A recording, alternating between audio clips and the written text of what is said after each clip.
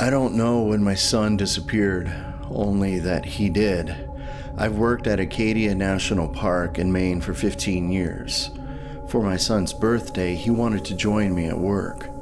The fall is a slow season for the park, not much to do, so I didn't think twice about bringing him along. My day usually consists of driving around, cleaning up litter, emptying the trash cans, and sitting in my office. So long as no one is running off and getting themselves into trouble, life is pretty easy and predictable. It's a perfect setup for a father-son outing. I suppose that's why I brought him, expecting that we could relax in my office and everything would be alright.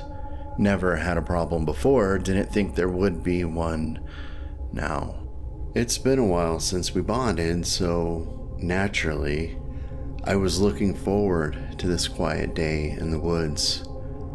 In the fall, we like to sit on the porch outside the park ranger cabin, a small office where we're not bothered too much. But presently, on this autumn evening, we listen to the wisping wind as it passes through the trees, and often, I don't know if it's the changing of the seasons or that fall has this distinct aroma, but I enjoy the smell autumn brings. I can't describe it. Realistically, who can? The leaves are often changing color by late October, and the autumn gales are starting to get that crisp bite to them. My son and I stood outside the cabin, and a particularly cold gust of wind pushed against us. He stood beside me, sipping a hot chocolate while I drank my tea. The sun was setting in the distance, and our bellies were full with fast food. Burger and fries for me, nuggets and onion rings for him. My son, Maya, started to shiver. I turned around and entered the cabin in search of a jacket for him, and once I returned, he was gone, vanished. I tried to remember if I heard him step off the porch or the rustle of shrubbery. Something, anything that would suggest where he wandered off to, and then a thought hatched in my mind. What if he did not wander off? An animal, perhaps a bear or a cougar, snuck onto the porch and... my heart sank as my eyes widened. Surely, I would have heard a scream or at least some kind of scuffle to suggest a beast had taken him, right? My stomach turned as the cool fall air bit at my flesh. I would have heard something, anything. I reached into my pockets and removed my cell phone. My hands trembled as I struggled to dial 911. Is it too soon to call them?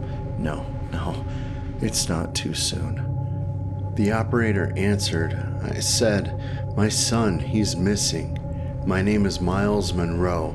I'm a park ranger at Acadia Park, and sorry, description? 9-year-old boy, African American. I last saw him at, what time was it? Well, it's 6:42 right now, so last time I saw him was maybe 5 minutes ago." Everything the operator said faded. Everything. What did she say?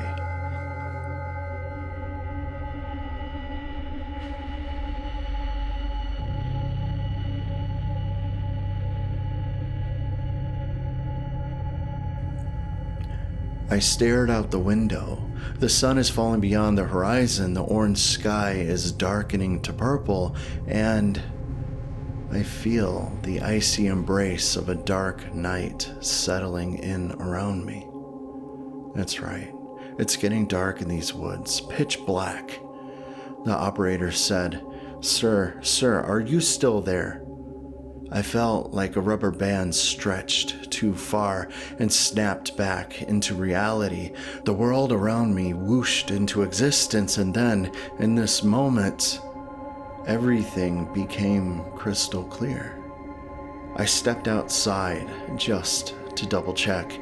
Maya's seat was still empty.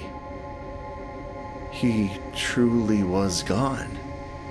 The operator repeated, "Sir, what was he wearing?" I closed my eyes. Sweat hung at the edge of my brow. I said, "A black and gray Transformer shirt. It has Bumblebee on it. It's holy because that's his favorite shirt. He's about 4'5", wearing some red and white Sonic the Hedgehog tennis shoes. He's a skittish boy, so if you see him, please be calm, please. You might scare him off." The operator said, "Has he ever run away before?" I quickly replied, No, he's a good boy. Never runs off, does as he's told. He likes his video games and sneaks onto them, but outside of that, there is no chance in hell that he ran off on his own."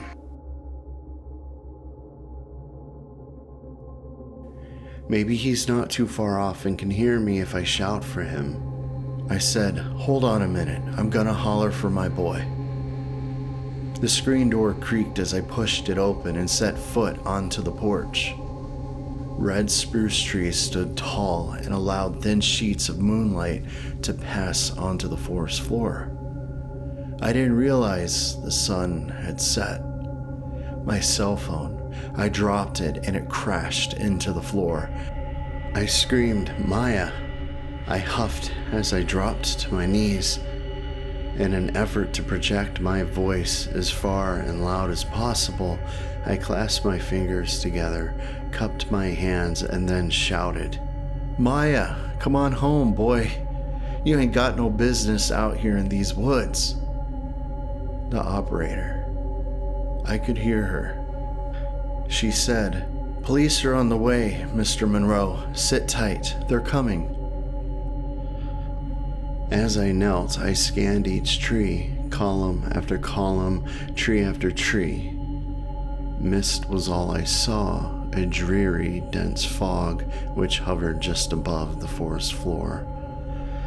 Soft ribbons of moonlight revealed logs, bushes, and other shrubbery as the moon passed above.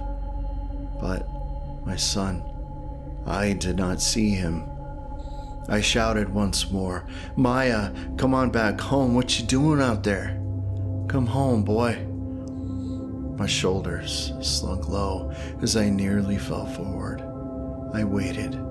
I listened for a response. The wind traveling through the leaves and the low hum of crickets was the only secret the forest told. I looked at my phone. It sat facing upward. The operator, though she never stopped asking if I was there, her voice, somehow, it returned to me. I scooped it up off the floor and studied it. I realized I'd been on this phone call for about 15 minutes. My son, he's been gone for 15 minutes. 15! I said. I didn't hear or see anything. The operator replied, "Mr. Monroe, the police are on their way." Suddenly, I saw something far in the distance, perhaps northwest from where I was. The soft orange glow of light and then another light. Street lights, a few flashlights. Buildings emitting a soft orange glow manifested before my eyes, and then so did cobblestoned streets. Something resembling a city appeared in the distance, about half a mile away. And then, from that location, I heard him, my son. "Dad, Dad," he cried. My phone slipped out of my hands and crashed into the wooden floor of the porch. "Maya, Maya, he's out there, right now." I sprang to my feet and ran toward his cries. The trees buzzed past me as the light of the day faded into absolute darkness. Once I had traversed about 50 feet, I turned around and glanced at the ranger cabin. Columns of trees were between me and the only refuge I had. Now, as I stood still, the air felt thin, crisp, and the scent of pine claimed my attention. He screamed then, from far in the distance, and once again, I sprinted toward it. Farther from the ranger cabin I ran. My thighs began to burn as my calves tightened, breaths becoming harder to take. They now seemed impossible. I leaned against the rough and jagged bark of a red spruce tree as my teeth began to chatter. A thin sheet of sweat had pooled in the middle of my back as my heart raced. Even though the world felt as though it were shrinking and my voice was strained, I hollered for Maya. I begged, pleaded, and demanded he come back at once until my voice became little more than a scratchy whisper. Silence washed over me, and for a moment, even the gales ceased in their movement. I listened. I waited. Suddenly, his voice, terrified and deafening, bellowed through the trees. The leaves swayed with Maya's words as I felt my shirt jostle against my skin. I remained frozen, unsure of what I saw. Maya screamed, "Dad, Dad, help me, they're taking me." I could hardly understand him because his voice sounded distorted, as though it was carried by and made from the wind. Raspy yet clear, faded yet distinct. His voice receded into the depths of the forest, from the city which manifested. I closed my eyes, if only to reassure myself that what I witnessed was real. A cobblestone road cut through the forest about 100 feet ahead of me, and it led to a small entrance gate. A sign rested at the top of this gate, made of cast iron, and it read, Dreadhollow.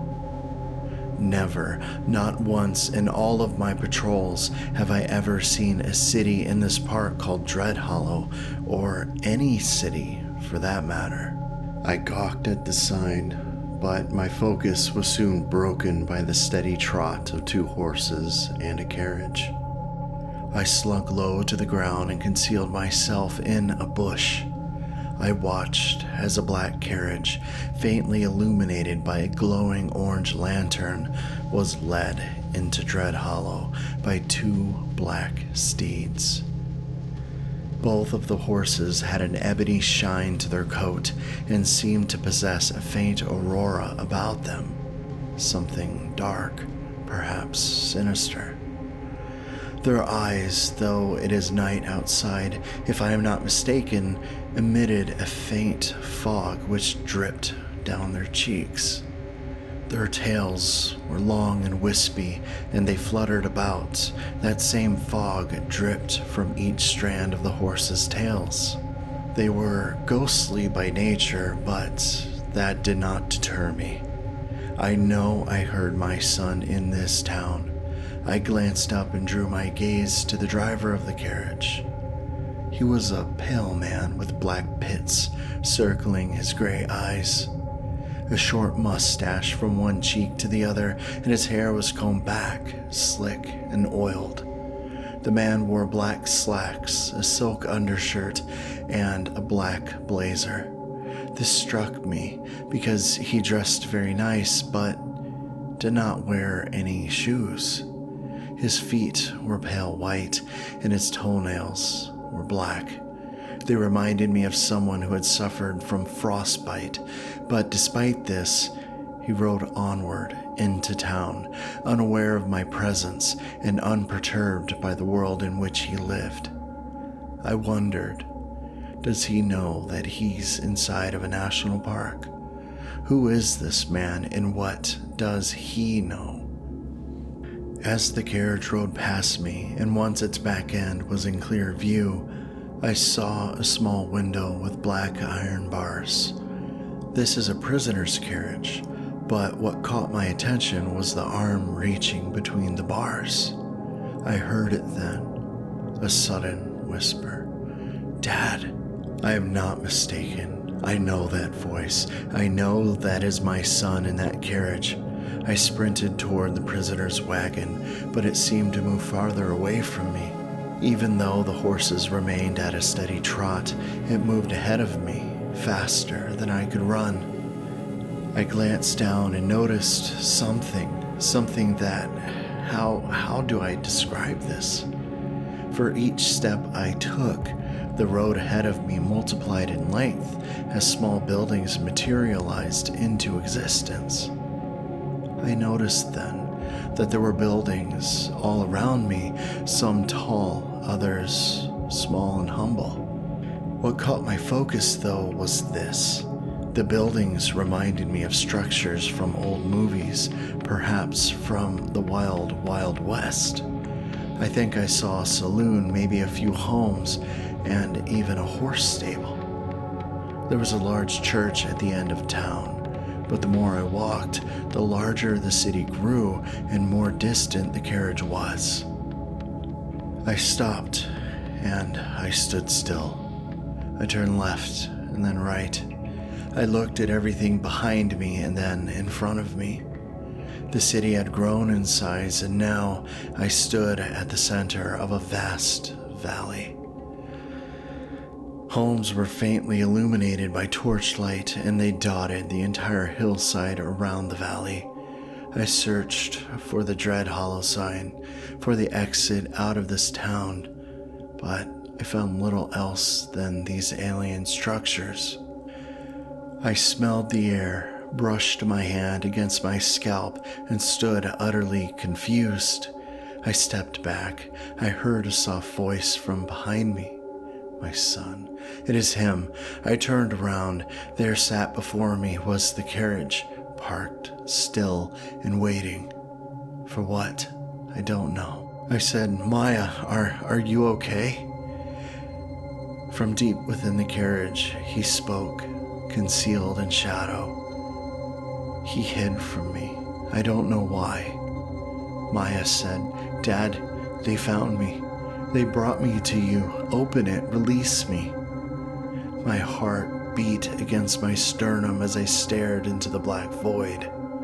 Maya is in there. I heard him. I know he is hiding somewhere in there. I took a step back from the carriage and studied the heavy wooden door. There was a small padlock which kept it shut. It's locked. I looked on each side of the carriage and saw little. The iron bars, the thick carriage door, the steel frame of the carriage itself. I studied it all. Maya whispered, Hurry up, Dad. The mayor is coming. Or is already here. Nice to meet you, Mr. Monroe. Your son has told me wonders about you, and it is my privilege to meet you. I must declare, we found poor Maya lost in the forest, and be not worried. We have not locked the door. Look at it. See for yourself. I stepped back because I don't recall the carriage driver ever approaching. He smelled like cologne, an expensive kind, I'm sure, but I could have sworn that the padlock on the door of this carriage was locked. The carriage driver said, Forgive me, good sir. Allow me to prove it. He extended his hand and pushed at the carriage door. It creaked open, and within was only darkness. I swallowed the knot in my throat as I studied the contents therein. A small barrel, blanket, but back in the corner, I saw him, my son, Maya. I said, To whom do I owe my gratitude? The man perked up as he smiled. He said, Perseus Purnell. I glanced at him once more. Pale and veiny skin, black eye sockets, gray iris, and no shoes. However, I did notice his fingernails were similar to his toenails. Black as coal, and they looked frostbitten. I said, Thank you. Though I said the words, I did not feel it. I do not trust this man, therefore I hesitated as I reached into the carriage. Maya whispered, Thank you, Father. His head turned toward me, and immediately I saw it. His soulless black eyes, darker than any night I've ever seen. As I lurched away, the thing reached for me, groping through the air. It wrapped its skeletal fingers around my wrist and pulled me into the carriage entirely. I screamed in horror as Perseus shut the carriage door, locked it, and said, "Welcome to Dreadhollow. Maybe you can be our new mayor." Hey, forgive me for interrupting the story, but I really think it's important to mention that if you're enjoying this story, make sure you like it, comment, tell me what you think about it, because it really lets YouTube know that you're enjoying my content. Anyways, I'm sorry, let's get back to the story.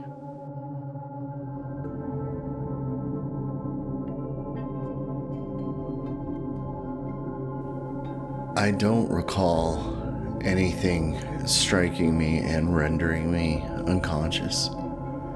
As a matter of fact, the last thing I do remember was the carriage driver. I think his name is Perseus.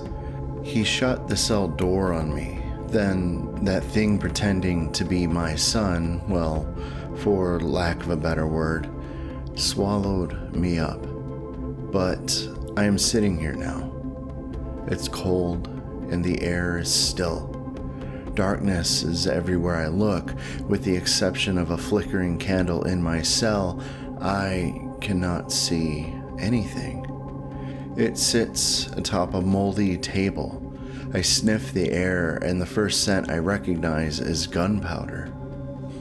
I brushed my fingertips against the wall. They were made of stone, damp, slimy. The odor of musk and mold flooded my nose as I looked down at the floor. It was only dirt. Perhaps I am in a basement or dungeon. I try to peer beyond the curtain of shadows, if only to verify what I think I already know. I sniffed once again. An earthy scent and friar oil captured my attention. Friar oil. The aroma of corn dogs, and then the slow hum of people laughing and cheering washed over me. A bottle rocket whizzed off from a location unknown and then popped. I turned toward it, curious yet afraid. A thought came to mind, either a carnival or a fair. I listened more intently, and the melodies of the circus games rang to my ear. They are celebrating. Why? As I sat, the sound of jostling keys echoed from down the hall. A sturdy man of short stature and round build approached. His eyes were also gray, like the carriage driver's, and they were surrounded by black pits. I shirked deeper into my cell, and as I did so, he stopped where he was. He said, Whoa, I mean no harm, good fella. Name's Peter. Mayor Perseus." His eyes widened in horror as he continued his sentence. He told me to come get you." Peter shook his head and seemed to snap himself out of the moment of terror he found himself in. Peter said, "Have to celebrate our newest mayor, Sir Miles Monroe." He pressed a smile that stretched from ear to ear, and it seemed off, forced even. Peter continued, "My son is here, having a splendid time." Peter twitched slightly, just enough for me to notice. "His son is here, too." I said, "Why is your skin paper white? And why do you have black pits for eye sockets? Also, the soulless gray eyes?" Peter's eyes shifted to the floor and then back to me. He said, "I don't know what you mean. Been a great deal of fun in Dreadhollow." His voice dropped in volume as he muttered, "Get up and go now." I studied him He wore a pair of crisp and clean black slacks, polished dress shoes, a spotless white silk undershirt, and a pressed black blazer. His hair, too, was combed to precision and slick, and his mustache was perfectly manicured and short. His appearance, though different from Perseus's, was similar. Same features, different person. A question bubbled to the surface of my thoughts. His child is here. Maybe we're in a similar situation. I studied him for as long as I could. The man, his index finger twitched every so often, and he sometimes glanced to his right, as though something or someone were sitting on his shoulder. I wondered why. Suddenly, the sound of someone descending the stairs in heels manifested. A woman, tall and strikingly beautiful, approached Peter. Her hair was slick and tied back into a tight bun. Thick black eyeshadow masked the black pits surrounding her gray eyes, and her flesh was also pale and veiny. She held in her right hand a long, thin black opera cigarette holder, and at its end was a slender white cigarette. The streams of smoke floated away from the glowing red embers of the cigarette. As flakes of gray ash made their descent, she lifted the cigarette holder to her lips and pressed them tight around it. She sucked down a lungful of smoke and pushed it out her nose, resembling a furious bull. The woman, with the cigarette holder between her index and middle finger, placed her hands on her bony hips and sighed. She said, "Come on, Peter. My girls have been here for long enough, and so have I. Let's get this ceremony over with so we can all head back home." The woman glanced at me and sneered. Her lips, smothered with red lipstick, glimmered against the faint light. She smirked, probably relishing the situation I was in. Her smooth black dress glimmered against the soft glow of candlelight, and across her shoulders, strung out like a scarf, was the fur coat of a mink seal, and at one end was its skull. I blinked hard because I couldn't believe what I had just seen. This woman smiled as I gawked at her. She drew her fingertips down the back of her mink scarf, never faltering with her stare. Pursing her lips, she returned the cigarette to her mouth and sucked down a cloud of smoke, only to blow it in my direction a few seconds later. I said, "Where am I?" She turned around and began to walk up the stairs. Her shoulders slunk as she sighed. "Dreadhollow. Isn't it obvious? Did you not read the sign?" Peter scurried toward the cell door and slid the appropriate key into the lock. The tumblers unlocked, and no sooner the iron cell door swung open. I studied Peter now that he was closer. He reeked of vinegar and onions. I clenched my fist, prepared to strike, but Peter stepped away. He put his hands before his face and whispered, "I mean no harm, good sir. Ignore Margaret. She's been on everyone's case ever since she became the mayor's wife."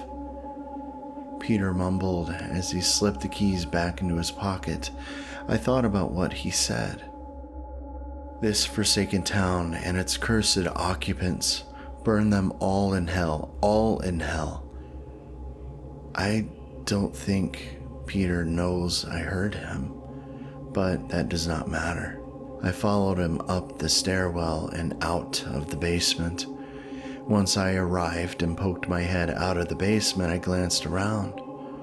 A small crowd of pale-skinned people stood before a large red and white popcorn cart. The man selling the popcorn was thin, but his appearance resembled Peter's and Perseus's. Overdressed, trimmed mustache, precise haircut, paper white and veiny skin, black nails that appeared to be frostbitten, and black pits encircling their gray eyes. I studied more people, and they shared the same appearance. I scanned my surroundings for a minute longer and saw a sprawling fountain at the center of town. The lights, the sound of music, the chatter of people, the aroma of popped popcorn, fresh funnel cakes, and a sprawling city I seemed to be at the center of. It all overwhelmed me. I slunk low to the ground and rubbed my temples. The air felt too thick to breathe, and my hands began to shake. There were too many strange people. Therefore, I turned my attention to a new discovery. There were jack-o'-lanterns resting on the fountain's edge, breathing the glow of the candlelight within. Margaret pulled Peter aside and whispered, "Don't screw this up again." Peter nodded as he sucked his bottom lip. She trotted down the street and rejoined Perseus in the distance. I shouted, "Where's my son?" For reasons unknown, Peter shoved me to the side and began to walk me down the street. His fingers were cold, and the texture of his skin was waxy. It reminded me of decaying flesh. Peter said, "Don't. Not right now. I know what you want, but not right now." With his grip around the nape of my neck, he guided me down the cobblestone street. The dead autumn leaves crunched as I stepped upon them, and I shivered as the cool air nipped at my flesh. Peter released his grip, and I felt slightly better, but I still focused on everything I could. The sounds of chatter and music, the sensation of walking through autumn's cool embrace, and the aroma of fresh popcorn. Had I visited this place any other time than now, for any other reason than this, I would have walked with a skip in my step and held a hot dog or bag of popcorn in my hand. But no, as I walk deeper into this valley, guided by Peter, I avoid eye contact with everyone who looks at me. Some frown while others raise their brows and lips in disgust. No matter. I followed Peter as he led me to the foot of a vast platform. At its center stood Perseus, and before him was a podium, and from what I could tell, he was delivering a speech. He said, "It has been a treat serving you all for so long. But here we have your new mayor. He is a simple man who desires more than simple things. He is a man who has overseen Acadia National Park for decades. He loves Dreadhollow so much that he sacrificed his own son to become mayor. Let us give a round of applause for Miles Monroe." Perseus extended his hand. Black and frostbitten fingers groped through the air, inviting me to join him on the stage. I took a step back and glanced at the crowd. Their eyes, all of them, were gray. They stood still, idle, waiting for me to join Perseus on the stage. As I stood, Perseus stepped close and flashed his crooked yellow teeth with a smile.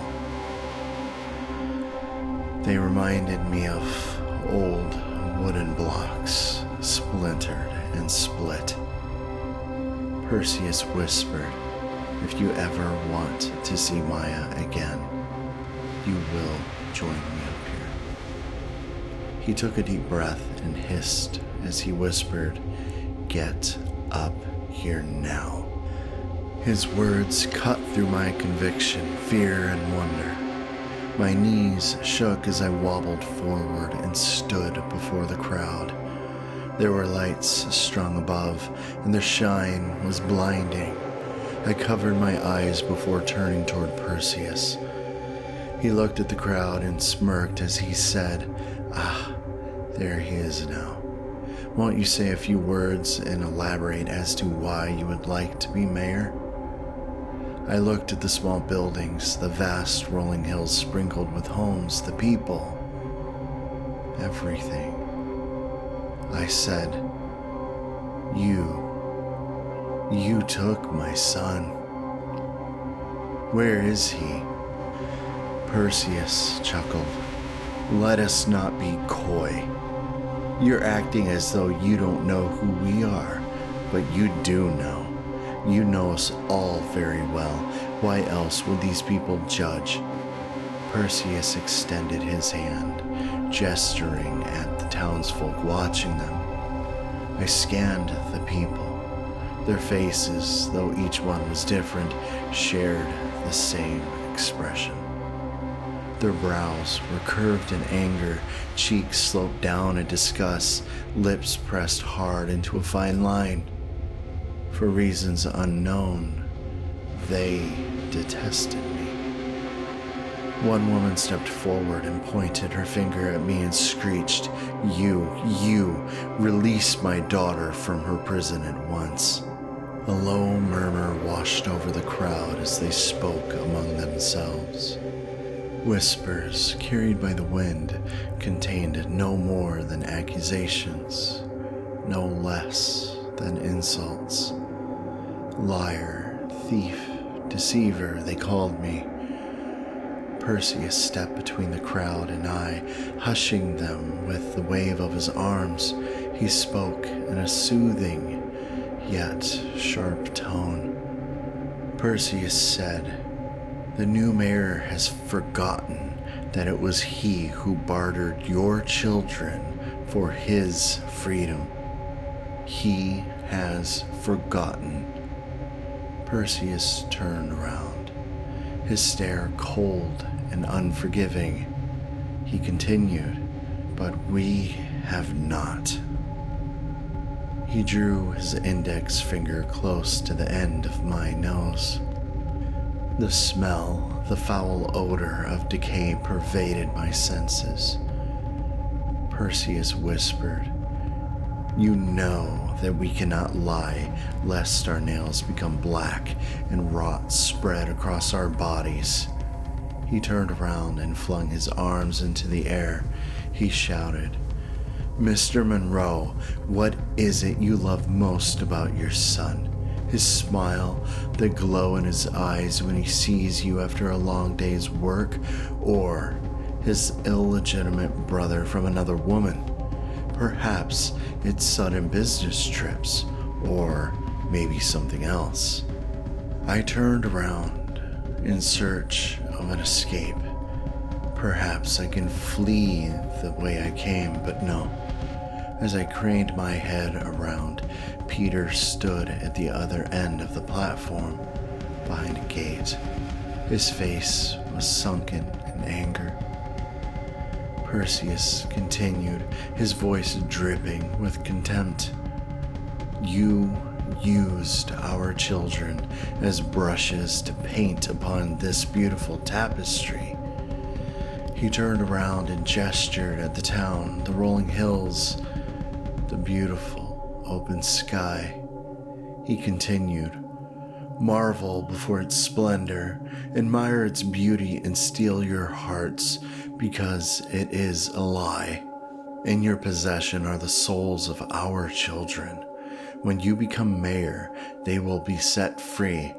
You stand before us, not as a wounded father in search of his lost child, but as a con man who takes us for fools, don't you?" Perseus drew a deep breath and shouted, "You are the soul harvester of Dreadhollow. You have placed us in this prison. You have lied to us, stolen our children, and feasted upon our souls. You have deceived me into becoming mayor, and now I return to you what is rightfully yours. I trembled before the crowd as they erupted into laughter. I took note of what Perseus said. They decay a little when they lie. I know that I am innocent. I know that I am being accused of crimes which I did not commit. I pointed at the crowd as I shouted, "You accuse me of falsehoods, label me a liar, thief, and a deceiver. You allege infidelity against my wife and accuse me of abduction."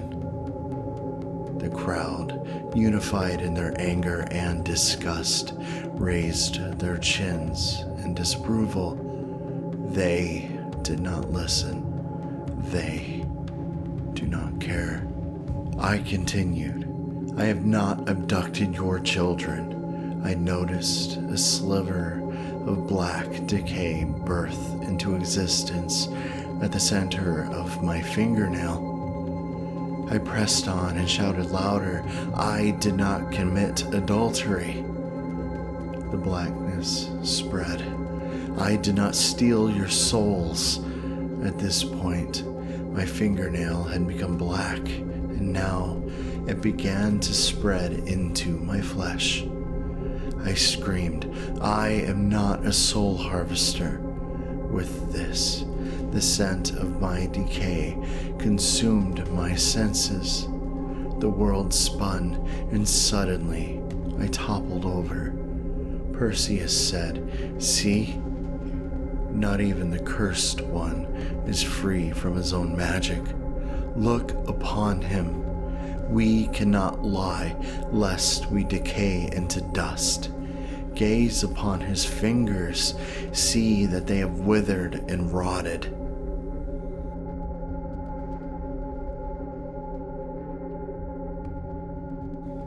I followed Margaret and Peter out of Dreadhollow to the edge of a vast forest. I scanned the environment in which I found myself. The branches of the trees were thin and wiry, and the leaves crunched with each step I took. A soft gale of wind pushed against me, stirring the leaves from the resting place, and the trees themselves, nothing more than skeletons. Moss, hungry and spreading, rested atop every rock and stone my eyes fell upon, but that too was yellow and dying. I stooped my head low, because far in the distance was a pond, and at its center was the roof of a car. I turned away from it and whispered, "What sort of madness inspired you to lead me here?" Margaret stepped forward, and she smirked. "Let's look closer. Perhaps your beautiful wife is still there, waiting for you to rescue her. Let us go, Mr. Monroe." Peter grabbed my elbow and pulled me forward. I turned away from the car. There is nothing to see in there, nothing which awaits me. As we walked through the dead forest and the wind ceased, the scent of fire and ash trespassed unto me. I smelled it. Burning leaves, burning rubber. I turned away from the car once again. What sort of madness has claimed their hearts and caused them to lead me this way? I bellowed, "Let us turn back. There is nothing to see but an abandoned car." Margaret smirked. She whispered, "A few more feet, and you will be with us again." The distance between the vehicle and I closed. I noticed its paint had been burned off, and its dashboard had melted. As I walked around the vehicle, I saw 2 blackened husks in the back seat. I turned away from them. Margaret said, "That's not even the best part. While I pop the trunk, won't you say hello to Maya? He's back there in the back seat." The moment she said his name, my eyes darted for the blackened husk sitting on the passenger side of the car. Peter stood back, silent and still as Margaret tormented me with these hideous lies. I stepped away from the burnt vehicle and protested these accusations. I screamed, "That is not Maya. I saw Maya in the back of the carriage. This is a trick of the mind, an illusion of the senses. You have deceived me, and I protest your accusations." Margaret stepped into the cold water of the pond and approached the vehicle. At its deepest, she stood waist deep. She popped the trunk and returned to my side at once. I glanced around for something that would aid in my escape, perhaps a trail or a street or anything else. Margaret sucked down a lung's worth of smoke and exhaled as she said, "You cannot escape your own hell, Mr. Monroe. Have some dignity and walk with me to the trunk." Her movements, the sway of her hips, the color of her skin, the aroma of her perfume, everything about her. It repulsed yet compelled me. I followed her like a listless dog hungry for food. Margaret lifted the trunk, and it was filled like a pool of water. Beneath its surface was a woman, a pale-skinned woman with a fine jawline. A woman of astute beauty, a woman, my wife, Margaret, I remember. I gazed at her because now I knew. Margaret looked away from me and puffed on her cigarette. She whispered, "You're so vain that you probably think that I've joined you in hell. Tell me, Mr. Monroe, do you actually believe I am here with you? Or is this all the sum of one man's madness? Your madness?" She turned toward me. I remember her now. There was a time when I cherished her, loved her, and together we had a son, Maya. I looked away from her and said, "My sweetheart, I do not know why you speak like that. I have always loved you and would never do anything to betray you. I am walking through a nightmare, a hell, a fever dream of my own making, that much I know, but I beg of you, wake me up." Margaret turned away from me once again and hissed, "There is no waking up from this hell." I stepped back and gazed at the sky above. A black night, an empty abyss without so much as the moon bore into me. I felt alone, entirely, completely alone. Peter said, "Mr. Monroe, before we leave, I wish to show you something." I looked at him. Peter, his face was sunken, wrought with dismay. I said, "Do you think I did this? Do you believe I did this? That I would be the kind of monster who set their car ablaze and pushed it into the pond to avoid a forest fire, so that none may be alarmed, no one may find my family in time?" Peter sucked on his bottom lip and looked away. I shouted, "Do you? Look at me, fool!" Peter did not return his gaze. I felt something boil in the depths of my heart. Rage, anger, fury. That is what it was. Fury. How maddening it was for me to stand before their accusations. Who are they to accuse me? I lurched forward and removed Margaret from the trunk of the car and carried her to the edge of the pond. Once there, I dropped to my knees.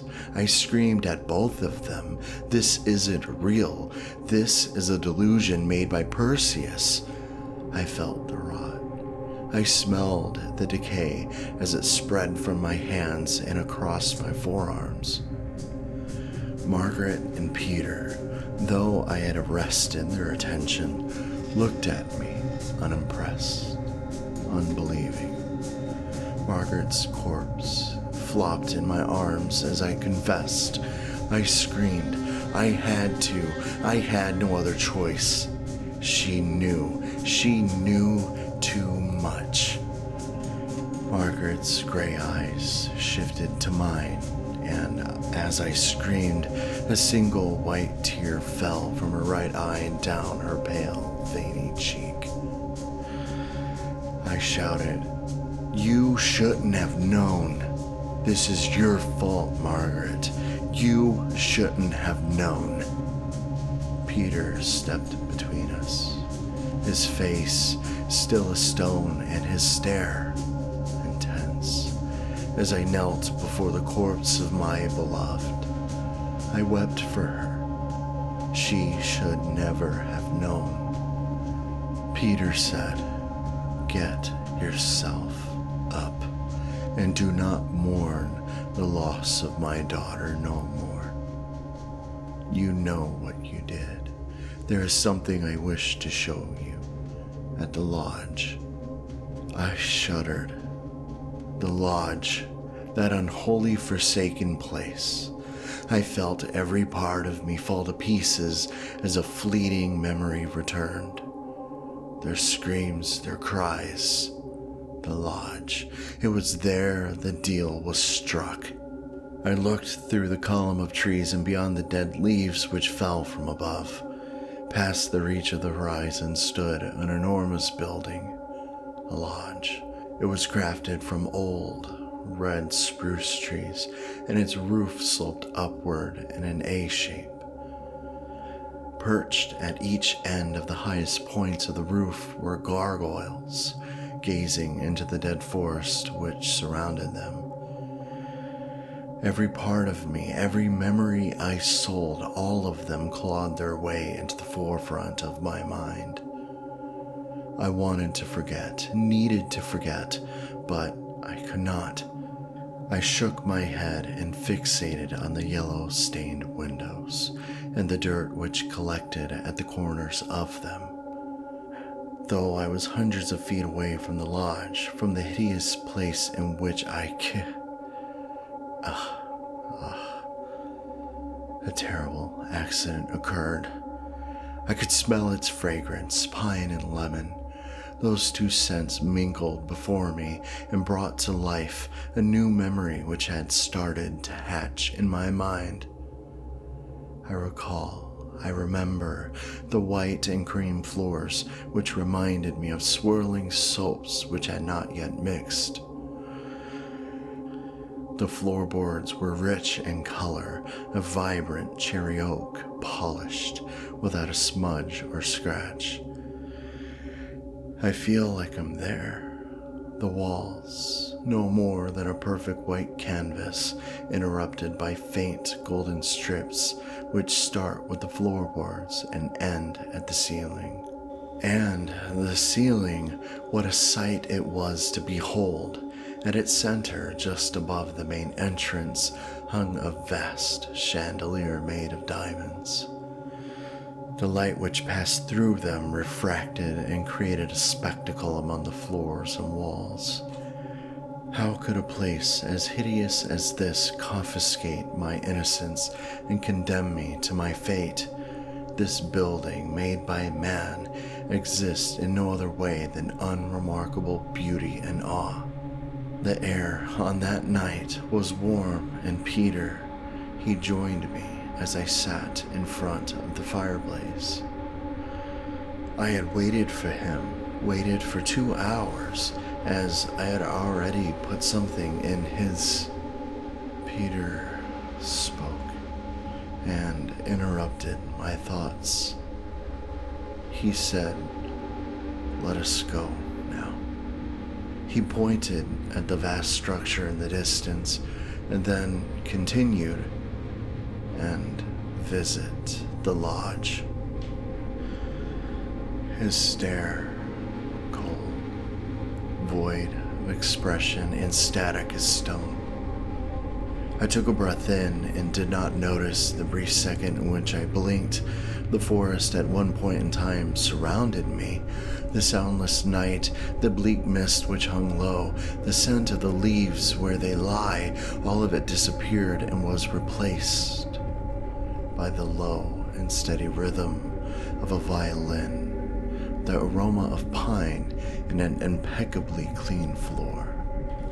Peter stood before me, and a smile extended ear to ear. I pressed my eyelids as hard as I could. Peter whispered, Look at their bodies. Glance at your handiwork. My mind. The palace of my memories, the vault of my experiences, the safe no one can break. My mind. The canvas in which I paint. I remember now. I had given him the antidote. Peter had drunk the poison that night. He did. It was not I who stood to gain the most from the passing of him and his family. No, not I, no. A man of his wealth, a man of such creation, he was a man who oversaw oil fields and refineries. Peter was the emperor of an empire, the king of kings, bringing about his end would not have benefited me. Just then, as these thoughts tore through my mind, I felt the sting of rot as it spread up my forearm and to my elbow. I looked down, and at this point, I had become the most tainted creature of all. Others, Margaret, Peter, and Perseus, had no more than blackened fingertips, but my entire arm is black and dead. Rotten flesh, its odor and vile taste overwhelmed my senses as the world around me faded to darkness. The once white and cream floors became dusty and coated with dirt as the beautiful walls aged into disrepair. Rays of light, once passing through the suspended diamonds, fade as the precious gems themselves split and shatter. Their pieces fell around me, and at once I dropped to my knees. Peter said, "Look at me as I am suspended from the ground." I refused to. Peter continued, "My fortune, my daughter, all of it you craved. Look at me. Look at what you have done to me. Look at how you arranged my demise." My hands, I studied them. I whispered, "I gave you the antidote. I gave it to you." The rot spread up my bicep, and now I felt it licking up my ankles. I spoke no more. Peter continued, "You convinced the world I brought about my own end. Tell me, look at me as I speak to you." I could not control myself as I craned my head upward and stared at Peter. His face had become puffy and his eyes bulged from their sockets. Around his neck was a noose, and there he hung from the ceiling.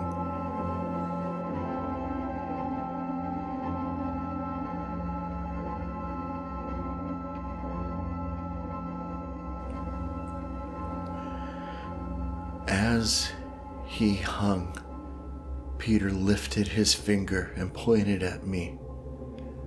Do you remember now, Mr. Monroe? Do you? I shouted. It was not I who poisoned the tea that night. I did not force them to drink. They drank it of their own accord.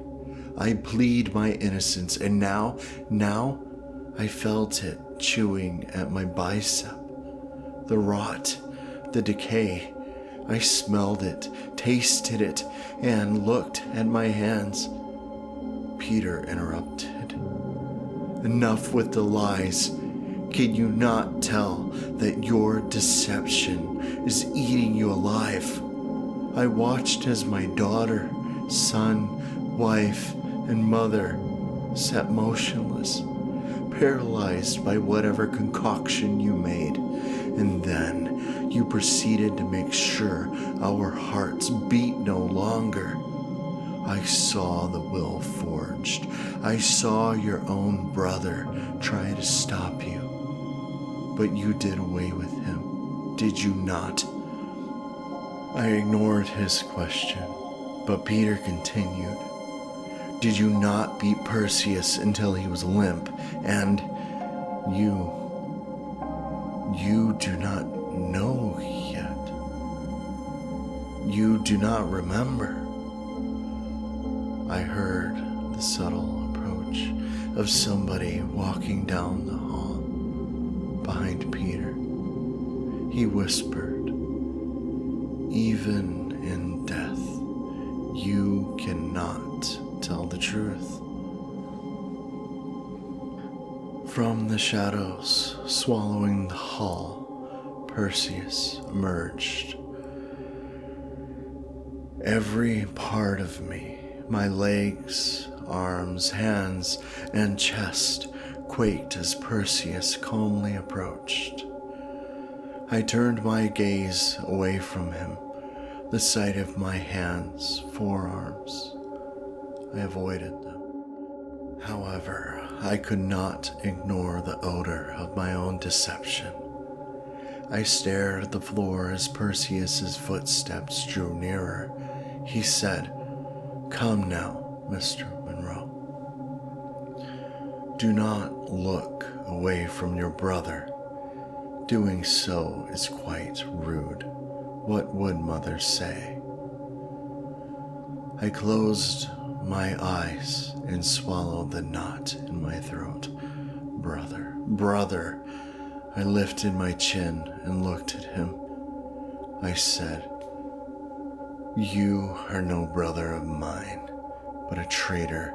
You told my wife of my affair." Something within me curled and twisted. I felt the contents of my stomach boil at the edge of my throat. There, I said it. I glared at Perseus and hissed, "We weren't happy. I wasn't happy. Why did you betray me by saying anything at all? Have you no sense? Have you no commitment to kinship? Margaret and I grew apart once the baby was born, and the distance between us became a rift made of contempt, disdain, and..." He interrupted me. Perseus closed the distance between us and stood before me. His stare was cold and still. He said, "Do not lecture me about the workings of your marriage. What grew between you two was a chasm created by your infidelity and lies. I saw you two then, just as I saw you now, pitiful, weak, broken. I wonder, do you remember her, or was your mistress so far beneath you that you cannot even recall her name?" I thumbed through my memories. Her name. Her name. I do remember her name. Of course I do. I shouted. Her name was Mariah. Perseus snickered as he said, "Gaze upon her now. Look at what your guilt and lies have made of her." I looked far in the distance, deep into the void of blackness behind Perseus. Suddenly, I heard it. She screamed. Her voice reverberated off the walls, through my bones, and jostled my heart. Never had I been as awake as I am now. Never had I been so alert. My fingers crinkled inward as my knees wobbled. The force of her voice pushed against my skin, and its odor was foul. Sulfur. I believe that is what I smelled. Perseus said, "Say her name, and the pursuit will end." My eyes widened because as I stood still, an elongated hand groped through the shadows, past where Perseus stood. I cowered away from him then and sprinted toward the lodge door. I twisted the handle and pulled the door open. As I flung myself forward and through the doorway, I felt her breath cascade across my neck. Goosebumps prickled across my back as I glanced over my shoulder. Teeth, jagged and black, caught my attention. Her lips were split as though they were chapped, and her mouth yawned open. The room felt larger now, and so did she. As I turned away from her, her long, bony fingers wrapped around me. I squirmed and fought against her tightening grip to no avail. She whispered, "How could you forget me? How?" I looked at the doorway, now falling away from me. She's pulling me in, deeper into the lodge where I did not let them escape. I scratched the floor, the walls, anything my nails could grip into, but it was not enough. Her pull was too great, her grip too tight. She whispered, "Come now and sleep forever in the cavern of my stomach." I craned my head around, her breath foul and reeking of sulfur, her mouth wet and lined with yellow teeth, sharp and jagged. I dared not touch them, but that did not matter. She closed her mouth, and I felt every part of me get pulled into every direction by unseen hands, claws. Sudden silence, nothing. I presume this is the moment in which I fell into death's hands.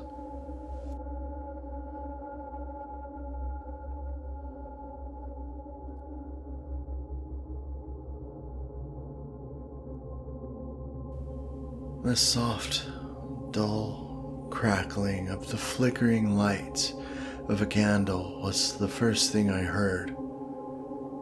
I tried to open my eyes, if only to see something, but failed to do so.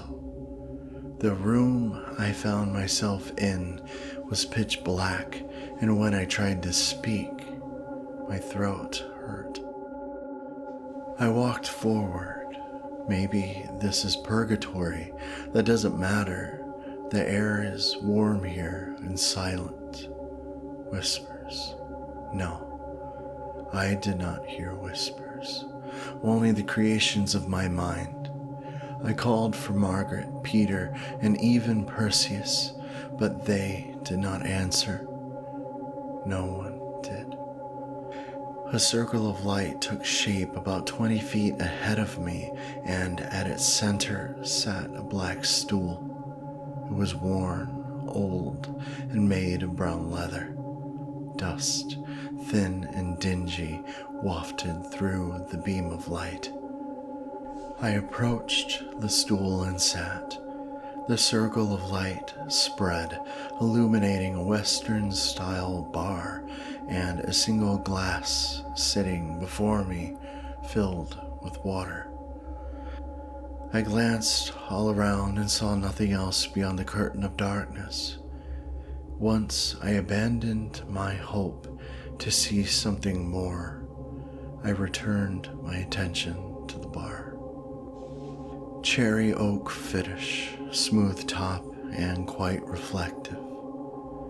It smelled clean like pine. I saw it, my reflection that is. My eyes had become gray and they were sunken into black pits. I shifted my gaze away from myself and looked upon my skin. I closed my eyes and whispered, "Hello?" The words they hurt to say. A soft, melancholic voice came from behind the bar. It was deep, raspy, and I believe belongs to a man. He said, "Lucky am I to be visited by the mayor of Dreadhollow." I shrugged. What's the point now? I know I'm dead, and this is Purgatory. I said, "Mayor? That's all anyone's said. I thought I had 3 days. Last thing I knew, I was following people around, and then I wound up in the forest, and then a lodge. Lies. All of them are lies. Everything they said, every word." The man stepped forward. Into the circle of light, he said, "My name is... well, it doesn't matter at this point. Either way, you're here now, alone." I asked, "Did you find Maya?" I looked up. The man's eyes, they were normal, as was his skin. I had now become the monster. He interrupted my thoughts. "You always have been, Mr. Monroe. Perhaps you did not want to find Maya because you know he knew." The man slid a glass cup beside the one I already had and filled it with whiskey. He continued, "Here, have a drink. Ease into it." I shook my head and said, "Lies. Everyone is lying." The flesh on my fingertips peeled off and fell to the floor. It reminded me of rose petals falling from the rose. The bartender said, "Maya heard you. Perseus tried to stop you. To put it simply, you were blinded by greed. I grow tired of these accusations. I am sick of them. I have done nothing wrong, nothing at all." I said, "What do you know, and how do you know this?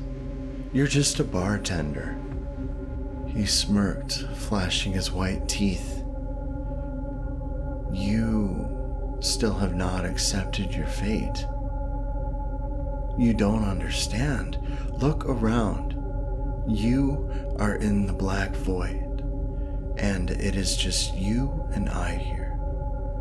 I know everything about you. Think, Mr. Monroe. Think long and hard about the situation you find yourself in." I sat for a moment. Last I knew, I was a park ranger at Acadia National Park. My son Maya went missing. I saw the city of Dreadhollow and followed the carriage driver into it because I thought I saw Maya there. They accused me of horrible things and said I knew them, that I had betrayed them. It's all lies. I am an innocent man who has found himself in a nightmare I did not earn. I am a good man, and the words and whispers of ghosts do not change that. I said, I've done nothing wrong. Perseus wants me to be mayor so that he may be set free. The man said, what a curious predicament. What does being the mayor of Dreadhollow entail, or is it a means to stall one's own escape? I don't know what he means. He noticed my confusion and continued. Do remember how Perseus rode into Dreadhollow on a horse and carriage? Well, what do you think of that? Perseus was coming back because he had left Dreadhollow to fetch my son. He was able to leave Dreadhollow. Only the mayor of Dreadhollow can leave. I understand now. I would need to be the mayor of Dreadhollow in order to save myself and Maya. I could become mayor and never return to this forsaken place. I said, since he was the mayor, he could leave. If I want to leave, I have to become mayor. But I don't want to do that. I just want to wake up from this nightmare. The bartender poured himself a glass of whiskey and said, ah, yes. If the citizens of Dreadhollow could leave, they would leave. But here you are, stuck, now and forever. That is, unless you become mayor. I said, but that doesn't make sense. Because those people said that when I become mayor, they would be set free. The bartender sighed. There is a price to be paid, Mr. Monroe. You should already know this, but I will remind you. To become mayor, you must offer something. In the past, you offered the souls of those who live in the town already, and in exchange, you and Maya left Dreadhollow once before. I interrupted him. Stop. I did not trade the souls of anyone for my own. Like I said before, this is a nightmare. It's not real. The bartender put his hands up and conceded, fine, that is enough then. I give way to you in what you believe, because you bear no guilt, no shame, and have learned nothing. If this is a dream, why not strike a deal? I snorted as I glared at him. A deal? I wish to wake up from all of this madness, all of it. It's all terrible. I wish to forget everything. The bartender extended his hand and smiled. He whispered, let us shake, and it will be so. I shook my head in disbelief as I extended my hand for his. Sure, why not make a deal with the devil, I suppose.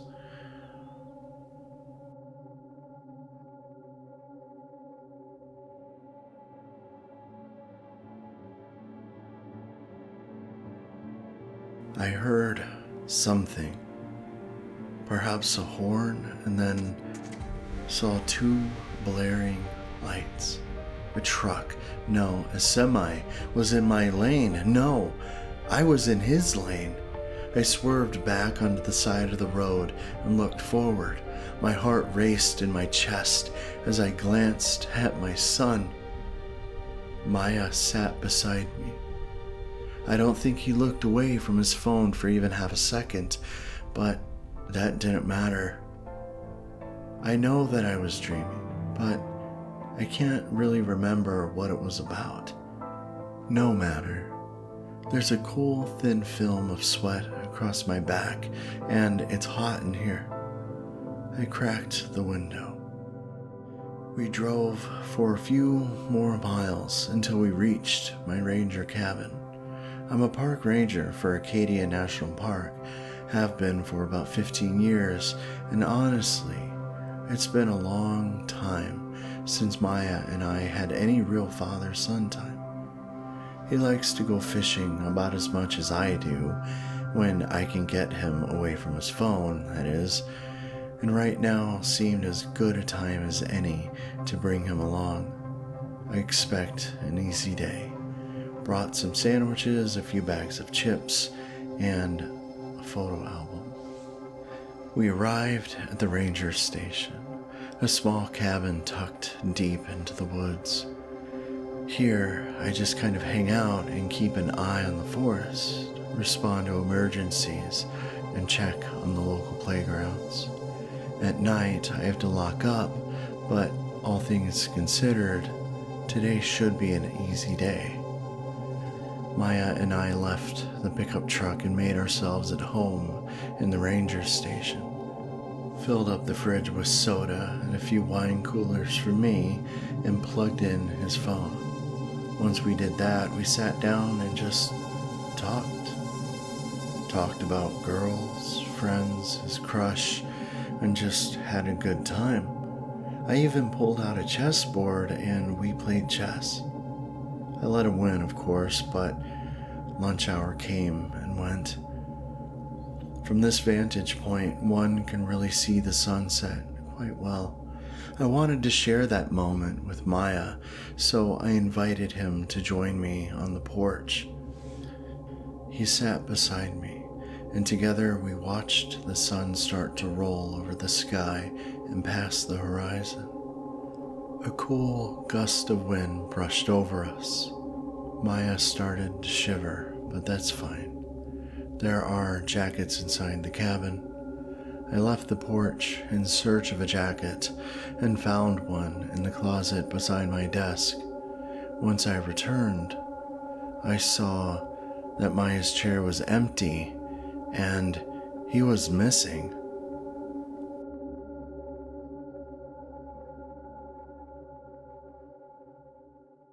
Hey, you made it to the end of the video. It's me, Michael Bearre, spelled Bearre. I'm glad you made it to the end.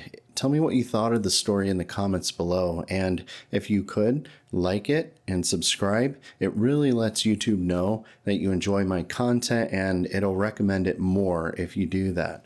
And it always helps me out. But if you can't, that's cool. I appreciate just your view. And if you want more of my content, I have a Lost Tapes playlist right here. This is more of a fictional true crime where I go through scenarios involving things that are otherwise impossible to happen, but they're fun to write. So this playlist, it has longer stories that usually can run anywhere between an hour, hour and a half. They're great for people who are on the road or looking for something to listen to while they're going to bed. So again, thanks for watching and peace out.